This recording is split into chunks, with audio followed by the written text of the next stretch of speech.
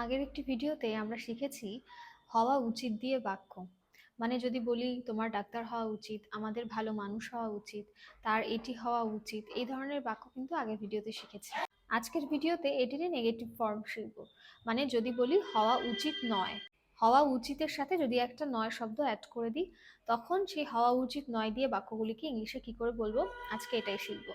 যেমন ধরুন, যদি বলি তোমার খারাপ হওয়া উচিত নয়, তোমার দুঃখী হওয়া উচিত নয়, তোমার একজন শিক্ষক হওয়া উচিত নয়, এই উচিত নয় দিয়ে বাক্যগুলি ইংলিশে কি করে বলবো, এর স্ট্রাকচার কি হবে। যারা ওই ভিডিওটি দেখেছেন তাদের জন্য এই ভিডিওটি আরো বেশি সহজ হবে, কারণ ওই স্ট্রাকচারটা জানলে তার সাথে একটা নট অ্যাড করে দিলেই এই স্ট্রাকচারটা হয়ে যাবে। ওই স্ট্রাকচারটা কি ছিল? ওখানে ছিল সাবজেক্ট, তারপরে শুড বি, তারপরে অবজেক্ট। আর এখানে সাবজেক্ট শুড নট বি, মানে ওই শুড বি বলেছিলাম, ওই শুড বির মাঝে একটা নট অ্যাড করে দিতে হবে।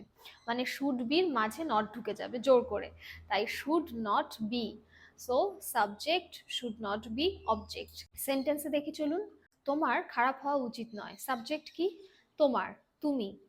ইউ, তারপরে ইউর পরে should not be, you should not be হওয়া উচিত নয়। খারাপ, খারাপটা হলো object, bad, you should not be bad.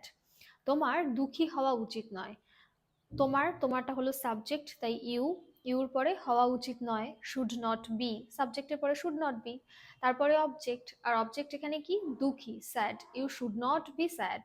আমাদের অকৃতজ্ঞ হওয়া উচিত নয়, আমাদের, উই সাবজেক্ট, তারপরে শুড নট বি, তারপরে অকৃতজ্ঞটা হলো object, ungrateful, we should not be ungrateful. আমাদের খারাপ মানুষ হওয়া উচিত নয়, we should not be bad person. তোমার শিক্ষক হওয়া উচিত নয়, you should not be a teacher. আশা করছি সহজভাবে শিখতে পারলেন। আর আজকে আমি কোনো সেন্টেন্স দেবো না ইংলিশ করে সেটাকে কমেন্ট করার জন্য। আজকে আপনারা নিজেদের মতো সেন্টেন্স তৈরি করে আমাকে কমেন্ট করবেন এই শুড নট বি দিয়ে। Thank you, keep learning, keep growing.